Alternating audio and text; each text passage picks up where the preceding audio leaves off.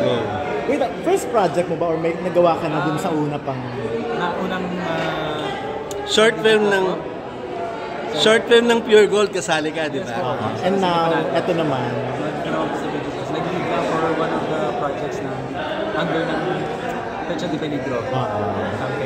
What for you is ano ba? Pusta de Peligro o Pecha de Peligro? Pusta nga po, di ba? Kasi pinaghali yung Pecha de Peligro na Pusta de pag ipupusta mo pero may paglalaanan ka pa sana, huwag mo nang kaya pause muna. Yan yung message po ng campaign. And something I deeply resonate with na hindi naman kasi dapat wala na tayo, labas na tayo kasi ipopromote na natin ba yung pagsusugalog natin. We're promoting responsible gaming. Okay. Pero ikaw ba, responsible gamer? Naglalaro ka ba? In the first place? Very seldom po, pero responsible ka. Yung kaya na natin. Tapos kwento mo lang yung experience mo doing the short film to about the tilapia, about the, di ba? Yung story mo dito sa... Very cute yung nakita ko po yung una yung storyboard. Ang cute nung story talaga ng digital ad na to. Ang cute nung story niya kasi parang very, eye-catching, parang huhuk ka talaga. Kausap ko yung tilapia, kakausapin niya paglang nagugulat na ako sa usapan, pero may sense yung sinasabi niya. Yun yung tumatatak sa akin Nakakatuwa na may sense siya, kahit pa weird, kahit exotic, kahit na panggulat yung atake. May laman yung sinasabi. Nung tilapia, tsaka yun ang kausap mo. Dito ko napanood. Pero, nung sinushoot, wala naman siya. Okay, so first time mo rin napanood? Napanood din ako yung mga draft niya dati. So nung napanood mo, na parang may kausap ka palang tilapia, anong reaction mo? Nakakatuwa. Alam ko naman po na yun yung kalalabasan ng story. Pero ang ganda ng pagkaka-edit, natuwa ko na parang natural yung pag-uusap namin. Nagulat talaga ako sa sinasabi. What is your learning experience doon sa story mo? Doon sa Pusta de Peligro, story nung sa'yo? Anong takeaway nung film episode mo? Talaga, just game responsibly, only bet what you can afford. So I think, ayun, yun yung sinasabi nila, only bet what you can afford. Parang yun sa'yo kasi parang kakainin mo na lang, ipupusta mo pa, parang ganon. Yun yung presyo ng isda, yung tilapia, 50 daw sana. Kaso itataya ko ba ibang kakain ko? Hindi. Sa dulo, masarap yung kain ko. Kita nyo naman po sa mukha ko. Sarap ako. Ayun yung experience. Pero totoo, masarap po yung tilapia niluto nila. Yun din mismo yung kinain ko, yung niluluto nila ang set. Ayun na. Kain naman talaga ako ng totoo. Humili pa nga po ako ng toyo kalamansi. Kasi gulang naman. Prito. Pero pang ilang acting project mo na to? Acting sa mga marami na pong mga konting mga short films. Pero for yung sa Pure Gold, meron ka din ba? At yung ngayon ba kasali ka? Ngayon meron kang entry. entry. Wala pa po. Pero you would see me around the festival.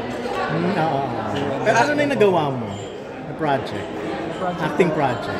Aside dun sa una mo, yung nauna mong project. Nasundan ba yan? Wala pa po. May mga naka-schedule lang or naka-table ngayon ng mga project. Pero wala pa namang anything acting. You're under Chris Kahilig na talent, di ba? Si Chris ang manager.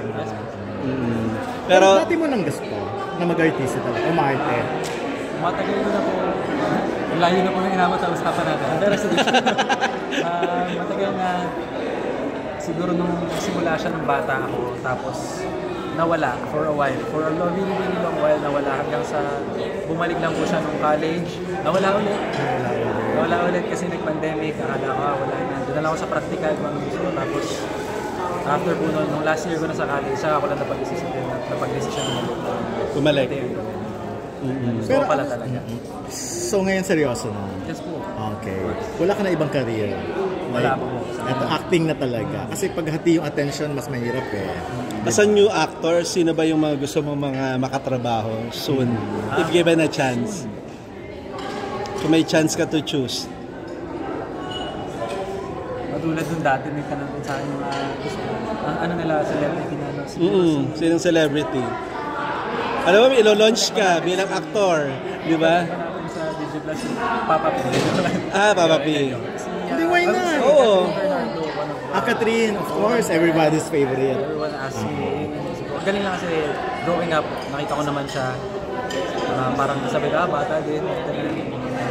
Sa Going Bulilit pa, yung mga ganun pa naman. Tapos lumaki siya, eventually growing into a great actress. Na, wow, not a lot of people can do that. And I hope I can aspire, I aspire to do the same. If I can do it. Nasa sistema mo si Catherine kasi alam mo yung background niya, alam mo yung... From Going Bulilit. Kumbaga nasubaybayan mo rin siya eh. So, Okay. so isa siya sa mga dream, ano mo. Kahit hindi man partner o makasama lang in a project. Ito din actually sa karamihan ng mga magagaling na actor sa Pilipinas. So, sila makasabay para matuto din ako kasi marami pa akong kailangan matutunan. Pero last na lang, ano sa tingin mo yung meron siya na parang wala yung iba? That sets her apart. Experience and range. Ayan. Experience and range.